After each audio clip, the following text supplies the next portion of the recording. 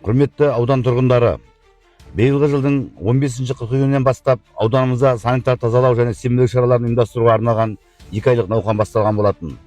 Осы уақытқа дейін аталған шаралар аясында елді мекендерімізде айтарлықтай жұмыстар атқарылды.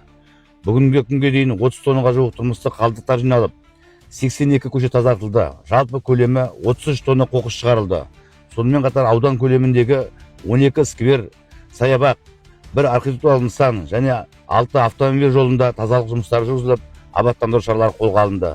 Сенбілікке 28 техника жұмылдырып, 1000-ға жуық адамдар белсене қатысты.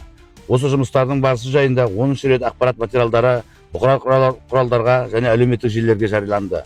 Қадірлі ағайын, тазалық саулықтың кепілі. Мемлекет басшысы Қасым-Жомарт Кемелұлы Тоқаев ұсынған Таза Қазақстан жалпыұлттық акциясының басты мақсаты әрбір азаматтың туған жеріне деген жауапкершілігін арттырып, қоршаған ортаны таза ұстауға үндеу. Бұл игі бастаманы жүзеге асыру баршамыздың ортақ парызымыз. Сондықтан сіздерді аудан көлемінде өткізіліп жатқан сенбіліктерге белсене қатысуға шақырамын. Әрқайсымыз өз ауламызды, көшемізді, ауылымызды таза ұстасақ, ауданымыздың ажары артып, болашақ ұрпаққа үлгі болары сөзсіз. Бірлігіміз бекем болып, ортақ іске жұмылсақ, ауданымыз әрқашан көркейіп, шырайы арта бермек.